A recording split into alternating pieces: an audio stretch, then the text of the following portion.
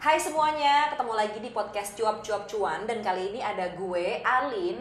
Dan gue gak sendirian, karena gue ditemenin sama Head of Research dari CNBC Indonesia, Mas Argun. Halo Mas Argun. Halo Alin. Mas Argun, ini di episode kali ini kita mau ngobrolin tentang instrumen investasi yang katanya adalah the best safe haven.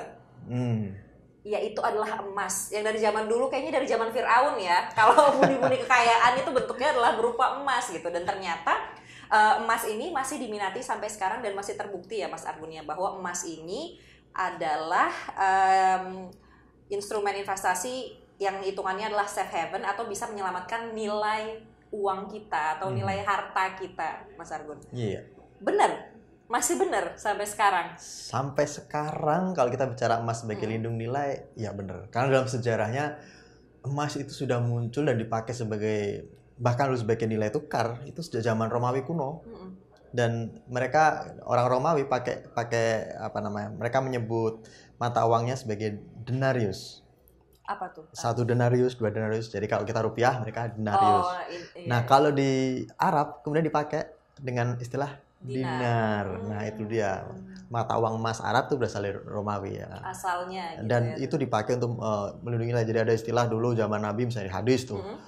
Kambing harganya saat itu berapa dinar. Kalau dihitung dengan hitungan sekarang, harganya masih sama. Jadi sekitar 2 juta juga gitu. Itu menunjukkan bahwa memang emas nilai itu, emas itu memang bertahan. Iya, dia untuk dibandingkan dengan komoditas lain untuk jual beli gitu, memang dia nilainya lebih stabil. Jadi kalau kita bicara soal lindung nilai, ya emas masih yang paling unggul. Karena emas ini tidak terpengaruh sama inflasi, Mas, katanya. Ya, betul. Jadi inflasi ini kan terbentuk karena pasokan barang dan supply dinamikanya berubah. Jadi ketika pasokannya sedikit, kemudian permintaannya tinggi, ya otomatis harganya naik gitu. Nah, ini bikin inflasi di situ. Dan di sisi lain juga ya kalau sekarang kan nilai tukar kita kan mata uangnya kertas ya, dan nilainya itu memang tidak ada underlying asetnya. Jadi itu sangat dipengaruhi dengan faktor perbedaan kurs dengan negara lain, naik turun, dan itu yang bikin inflasi juga naik turunnya di situ. Nah, ini makanya orang kemudian berpikir, ya kalau saya mau nyimpen aset kekayaan saya, ya mau tidak mau biasanya mereka tetap mencari emas gitu. Atau ya biasanya sekarang ada opsi lain, misalnya dengan membeli dolar Amerika Serikat. Karena kan di sana asumsinya falas ini dolar ini nilainya masih terjaga relatif lebih tinggi gitu. Gitu, tapi itu juga kadang-kadang kan lebih fluktuatif falas ya Mas ya daripada emas gitu kan. Kalau emas lebih terjaga gitu. Nah kan sekarang ini emas tuh banyak banget, kayak dari e-commerce aja tuh bisa kita kembaliannya ditukar pakai tabungan emas. Kayak gitu kan belinya. Ada juga beli kalau misal mau beli langsung ke Antam atau beli banyak deh tabungan-tabungan emas gitu. Tapi kalau misalnya mau investasi emas, apa dulu sih yang harus dilakukan, Mas? Oke, investasi emas. Jadi sebenarnya yang perlu disiapkan satu, niat. Kenapa? Karena niat. Karena harga emas tuh ya gimana ya, dibilang mahal juga ya relatif. Tapi untuk orang kebanyakan menengah sebenarnya terjangkau lah. Ada yang emas bisa dibeli 1 gram gitu kan. Tetapi yang perlu diingat, kalau Anda mau berinvestasi, jangan beli emas perhiasan. Karena? Ya, karena emas perhiasan itu ada biaya untuk memprosesnya, biaya ini, dan harganya biasanya lebih rendah dibandingkan emas batangan. Karena kalau emas perhiasan juga biasanya udah nggak murni, udah nggak 100%, udah nggak 99% lagi kadarnya. Jadi udah dicampur dengan apa ya logam-logam lain, sehingga sudah nggak, ya orang bilang udah nggak murni lagi. Jadi kalau buat aset investasi, kalau kita mengacu pada berapa kenaikan atau penurunan harga emas berapa per gramnya, ya kita bisa melihat relevansinya hanya di emas batangan, bukan di emas perhiasan. Kalau emas perhiasan mah untuk show off aja kayaknya ya Mas. Itu dia. Untuk pamer ke tetangga gitu. Kalau emas batangan memang tidak bisa dipamerkan, tapi nilainya untuk investasi. Jadi tadi itu niat, kemudian juga pilihlah emas batangan, kemudian apa lagi Mas? Oke, yang ketiga tergantung dengan posisi keuangan Anda. Jadi kalau Anda punya dana cukup, kemudian niatnya cukup, langsung datang ke Antam, beli di sana. Jadi mendingan beli langsung aja. Belum tentu. Ini belum Oh selesai. gitu. Wah, apa nih? Masih panjang Gini, nih perjalanannya. Datang ke Antam, ya, terus lihat, nah, pesen pesen. dan siap-siap kecewa kadang. Kenapa? Ya karena saat itu emas yang Anda cari 1 gram misalnya atau 2 gram Hah? atau 5 gram tidak tersedia. Kok bisa gitu? Karena yang beli bukan hanya kita, Alin. Oh Ada ribuan orang yang iya. mengantri. Bukan hanya kita yang punya uang di dunia ini, kawan-kawan. Iya. Oh gitu. Jadi bisa ada kemungkinan bahwa kita tidak mendapatkan emas itu, tapi kan sekarang bisa online, Mas. Online bisa, tapi Nah, juga masih ada antriannya. Ada opsi lain kalau kita mau beli emas misalnya dengan mengambil fasilitas di perbankan iya. atau di pegadaian. Oh. Mereka sudah menyediakan fasilitas pembiayaan emas. Mm-mm. Ada beberapa keuntungan dan kelebihannya. Misalnya kalau kita ngomongin soal perbankan misalnya, kita beli emas, itu biasanya mereka sudah menyiapkan, ya memang ada biaya administrasi, tapi juga biaya penyimpanan udah ada, dan kita udah nggak pusing lagi mikir nyimpen. Jadi kalau Anda tinggal di kos-kosan, Nggak takut kerampokan nggak gitu takut ya. kerampokan, nggak takut dikerjain sama tetangga kos atau bagaimana karena nyimpan emas, itu keuntungannya kalau Anda pakai Jadi, lembaga keuangan. mereka menyediakan fasilitas itu ya, fasilitas menyimpannya. Ya, dan pastikan bahwa kalau Anda beli dengan cara ini, ya ada keuntungannya, ya tadi bisa mengangsur gitu. Jadi kalau Anda duitnya hanya, ya taruhlah 5 juta gitu ya per bulan, dapatnya 5 juta, Anda ingin beli yang 100 gram, bisa kalau Anda beli dengan mengangsur di perbankan atau pegadaian. Tapi kalau mau ke Antam jadi Harus ketok, langsung nggak gitu. bisa Mas, nggak 5 juta. Ini udah produknya udah kayak gini, tinggal dibayar Nggak gitu. bisa dipotong-potong. Langsung beli gitu. Langsung beli. Jadi kalau di perbankan itu ada, tapi kan saya udah riset juga nih beberapa, Ya. Mas Argun. Kalau di perbankan tuh rata-rata nanti kan itu ada biaya administrasi, kemudian Ya. juga ada biaya cetaknya nanti. Jadi kayak kita ya udah kita nabung-nabung aja nih sesuai dengan apa, misalnya harga emas saat ini misalnya 1.000, terus saya punya uang 5.000, oh berarti saya bisa dapat 5 gram. Tapi besok misalnya ternyata jadi 2.500 harganya, saya cuma punya uang 5.000, oh berarti saya cuma dapat 2 gram Ya. gitu. Tapi itu bentuknya belum emas, Mas. Walaupun sudah graman, ternyata setelah saya selidiki, ternyata ada biaya cetak juga. Ya, itu. Kalau kayak gitu, hitung-hitungannya mendingan yang mana? Mendingan langsung beli, jadi kita tabung-tabung dulu, atau kayak tadi pakai jasa perbankan atau pegadaian, atau ya langsung ke Antam gitu. Gimana, Mas? Ya, memang harus diperhatikan biaya-biaya yang ada gitu. Kalau kita pakai lembaga keuangan, memang mereka kadang punya gimmick-gimmick tertentu. Jadi sepertinya hanya biaya administrasi saja atau mungkin biaya penyimpanan saja, tapi ternyata ada biaya cetak juga. Dan itu memang harus diperhatikan. Anda memang tidak bisa membandingkan antara beli emas di Antam secara langsung dengan lewat perbankan atau pegadaian, karena kalau lewat mereka pasti ada jasa tambahan. Dan berarti cost-nya lebih besar. Cost-nya lebih besar, tetapi juga effort kita lebih kecil. Oke. Karena kan kita nggak perlu ngantri, kita lebih nyaman, dan juga mungkin cicilannya juga bisa disiasati. Tapi kalau kita mau ke Antam, ingin merasakan bener-bener beli emas. Gimana beli emas gitu kan, ngantri dari pagi. Oh, itu mungkin juga layak dicoba. Tetapi ya tergantung profil Anda seperti apa. Sensasinya. Cuman pastikan kalau Anda ingin mengangsur, jangan pakai lembaga keuangan yang nggak jelas. Kayak aplikasi-aplikasi kan banyak nih, Mas. Kayak ya bisa di situ gitu. Itu berarti jangan. Apa gimana nih? Menurut saya sebaiknya dihindari dulu. Jadi pastikan yang sudah punya izin, misalnya pastikan kalau perbankan udah jelas, pegadaian udah jelas, BUMN. Kalau lembaga-lembaga itu misalnya Anda mau pakai, boleh silakan mencoba, tetapi pastikan perizinannya jelas. Artinya dari OJK sudah ada izinnya, dan tidak, ini perlu untuk menghindari risiko-risiko di belakang. Karena ada nih misalnya sudah beli, udah lunas, tapi barangnya nggak dikirim, nggak cash and carry. Jadi emang mau ngangsur sama ke perbankan, tapi ya itu barangnya ternyata setelah angsuran selesai nggak diberikan.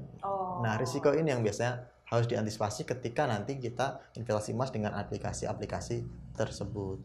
Jadi itu juga ya yang harus kita perhatikan adalah di mana belinya gitu ya, Mas ya. Selain bentuknya tadi, kemudian juga mekanisme pembeliannya itu sebenarnya tergantung kita sih ya, Mas ya. Kalau misalnya kita sanggupnya kayak menyisihkan atau mencicil sebulan berapa, ya pakailah yang disediakan perbankan tadi atau pegadaian dengan tabungan emas gitu kan. Kalau punya cash langsung, tapi lebih baik tidak memilih di aplikasi-aplikasi yang tidak terjamin ya. Atau e-commerce kan ada tuh Mas yang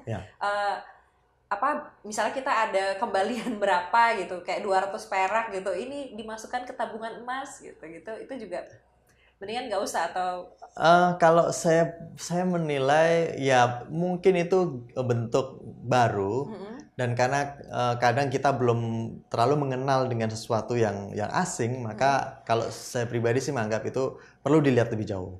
Jadi boleh misalnya mau mencoba memakai itu, tapi pastikan itu e-commerce yang terpercaya, kemudian juga memang dia punya izin yang jelas gitu. Karena kan ada kadang fintech yang bermunculan seperti Jamur di Indonesia ini kan ada ribuan fintech yang muncul. Nah, kalau mereka menawarkan jual beli emas dengan gimmick potongan harga ini itu, jangan mudah tergiur, tapi lihat dulu satu perizinannya. Perizinannya ada nggak, dan jangan percaya hanya pada scan surat saja. Pastikan di OJK mereka terdaftar. Gitu. Karena kalau scan kan kadang orang bisa melakukan tipu-tipu gitu, daya gitu kan. Nah, kalau ke OJK daftarnya sudah ada. Kalau mereka udah jelas ada di situ dan itu memudahkan Anda sesuai dengan profil Anda, ya kenapa tidak? Profil investasi Anda, silahkan saja. Nah, ini kan misalnya katakanlah kita uangnya sudah ada jumlahnya, kemudian kita sudah menentukan mau beli dari lembaga mana. Nah, pertanyaan selanjutnya adalah misalnya saya punya uang untuk beli 25 gram emasnya. Lebih baik saya beli 10, 5 atau langsung satu batang tuh. Oke. Ini menarik. Tuh 25 gram langsung gitu. Ini mendingan yang mana nih Mas kalau misalnya untuk investasi? Oke, kalau Anda ingin investasi dan jangka panjang, menurut saya kita tetap perlu pakai prinsip jangan taruh telur Anda di satu keranjang. Ini kan prinsip investasi secara umum. Sama seperti dibeli emas, jangan beli emas di satu jenis saja. Jangan hanya 10 gram atau yang 5 gram. Artinya gini, Anda mungkin kelihatan keren kalau punya, nih saya punya 50 gram satu taruh di jidat top deh kan, kerasa gitu. Tapi ketika Anda jual nanti, ya itu sekali jual Anda nggak bisa punya simpanan yang lain dalam bentuk emas. Tapi kalau Anda belinya misalnya dipecah dari 50 tadi dipecah menjadi 20 10 misalnya, ketika Anda butuh uang yang butuh nilainya cuman setara dengan 10 gram emas, jual aja 10 gram itu. Yang 20 disimpan untuk ke depan kalau tiba-tiba nanti ada kebutuhan tambahan. Gitu. Atau misalnya nanti tiba-tiba pingin sekarang kan lagi tren tuh ya, orang menikah maharnya emas batangan 20 gitu kan, tahun 2020 ya bisa kan 22 kan, jadi keren. Kalau 50 kan terlalu mainstream. Bagi-baginya gitu ya. Gitu ya Mas. Karena memang kita harus ketika pun kita berinvestasi, kita harus memikirkan atau mempersiapkan kebutuhan kita sehari-hari gitu ya Mas ya. Karena investasi itu tujuannya memang untuk biaya hidup gak sih nanti ke depannya. Kalau misalnya punya 50 gram, pajaknya juga gede ya gak sih Mas ketika kita menjual. Tetapi kerugiannya ya memang karena kalau kadang kita jual yang kecil, ya ini memang keuntungannya hitungannya lebih kecil dibandingkan harga emas yang langsung blok besar gitu. Karena ada biaya cetak juga per gram-gramnya per batangnya itu gitu ya Mas ya. Selain itu apa lagi nih Mas kalau yang harus diperhatikan kalau kita mau investasi emas? Kalau emas memang saya pikir ini, kalau menurut saya jangan kita taruh 100% dari aset investasi. Ingat, aset investasi itu udah di luar ini ya, dana-dana kebutuhan sehari-hari. Jadi misalnya Anda punya dana lebih 10 juta, jangan semuanya taruh di emas. Tapi ya tadi dipecah, jangan taruh seluruh telur di satu keranjang. Jadi misalnya emas alokasinya menurut saya ya 50-60%, 40% untuk investasi. Kalau Anda konservatif. Jadi Anda menilai ya saya dalam jangka panjang lebih perlu dana maksudnya perlu dana lebih besar ketika di jangka panjang bukan di jangka menengah. Yaitu konservatif namanya. Taruh 60% aset investasi di emas, sisanya mungkin di saham, reksadana, ya atau surat berharga negara retail, sekarang kan udah terjangkau. Tapi kalau Anda tipe investor yang wah saya nggak mau nabung buat jangka panjang, saya paling butuh nanti misalnya buat kawin 10 tahun kelamaan 5 tahun itu lagi. itu jumlahnya kelamaan ya. 10 tahun kayak was-was ibu saya. Iya udah disemprit sama keluarga, udah deadline. Oke, yang misalnya 5 tahun gitu, ya sudah taruh lebih banyak di reksadana atau di saham, karena biasanya 5 tahun ketika kita ngomongin investasi saham itu sudah long term. 5 tahun udah umum gitu. Ketika Anda mau panen, berarti Anda mau lepas, itu harganya sudah berlipat-lipat biasanya. Jadi ya memang dengan posisi sebagai investor yang jangka menengah butuh dana tadi, ya jangan kebanyakan taruh di saham. 30% aja, saham. Emas. Yang emas 30% aja, 70%-nya bisa dipilah-pilah, entah di saham, entah di obligasi. Yang returnnya lebih cepat gitu ya. Kesalahan investor itu kadang mereka berpikir emas itu investasi paling bagus, menguntungkan. gitu. Jadi seluruh dananya ditaruh di emas. Nah ini salah. Emas memang aset lindung nilai dan sejarah membuktikan itu. Dia melindungi nilai kita dari gerusan inflasi, nilai uang kita. Tetapi kalau kita bicara soal keuntungan, kalau kita bicara investasi kan kita bicara keuntungan. Keuntungan emas masih di bawah. Kalau pernah ada hitungan gitu dalam jangka waktu 10 tahun itu ternyata keuntungan tertinggi masih di saham. Oh, jadi emas itu tidak seprofitable itu sebenarnya dibandingkan instrumen lainnya itu saham gitu. Ya. Kalau mindsetnya adalah profit. Ya. Tapi kalau mindset Anda adalah Anda ingin ya melindungi nilai uang Anda dibandingkan misalnya hanya di tabungan, misalnya di perbankan, ya sudah. Silakan masuk ke emas gitu. Emas itu adalah pilihan yang tepat gitu ya kalau mau melindungi nilai. Apalagi yang bisa kita sharing nih Mas kalau misalnya mau beli emas? Oke, saya pikir kalau kita beli emas memang sekarang ada skema-skema misalnya bisa arisan. Oh iya ada arisan emas. Ada arisan emas. Nah, saya pikir ini juga membantu kita memiliki daya ungkit. Daya ungkit itu kalau di Inggris namanya leverage. Daya ungkit itu misalnya kita ya tadi nggak punya duit untuk beli emas 100 gram, tiba-tiba bisa karena ada arisan ini. Nah, saya pikir yang harus diperhatikan memang sejauh mana komunitas arisan Anda ini bisa dipercaya. Karena sekali lagi nggak ada arisan yang dapat izin dari OJK, itu nggak ada. Oh gitu. Itu hanya kepercayaan aja. Ya jangan sampai setelah 1 orang dapat, 2 orang dapat terus bubar. Gitu. Jadi ngebiayainnya 1-2 orang itu doang. Iya, ntar emasnya dibawa kabur mereka, kita nggak dapat apa-apa kan itu. Nah ya ini arisan-arisan gini saya pikir memang bagus untuk masyarakat ya terutama menengah ke bawah, membantu mereka untuk bisa mengakses ya investasi ini misalnya emas. Tapi yang perlu diperhatikan adalah ya sejauh mana komunitas ini bisa menjaga komitmennya. Harus ada yang bisa perjanjian hitam putih tetap harus ada. Misalnya siapa yang megang, siapa anggotanya, mereka harus punya komitmen bersama di atas materai bahwa mereka akan menyelesaikan. Nah ini kadang seringkali ya praktik seperti ini menjamur di masyarakat, tetapi tidak ada jaminan hitam putih, hanya modal kepercayaan. Nah, jadi harus keamanannya juga dipastikan gitu ya Mas ya sebelum kita membeli emas. Oh Mas ya Mas membeli emas. Banyak mas. Mas gitu. Ya atau kalau misalnya nggak bisa beli emas dulu, investasi emas sekarang, kalau buat cewek-cewek mungkin mendekati mas-mas kaya. Itu adalah investasi jangka panjang juga ya Mas Argun ya. Paling singkat ya. Shortcut gitu untuk menjadi kaya. Nggak usah nunggu 10 atau 15 tahun. Returnnya udah langsung aja.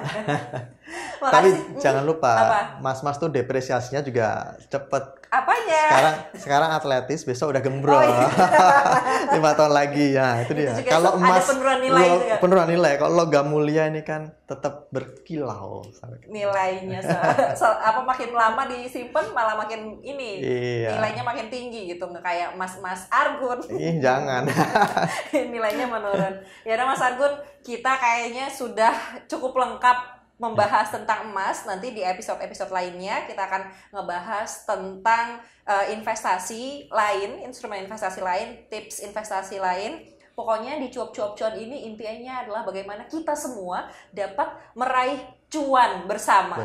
Dan sebanyak-banyaknya. Terima kasih yang udah mendengarkan cuap-cuap cuan. Saya Alin. Dan saya Argun. Kita ketemu lagi di episode lain. Dah. Bye.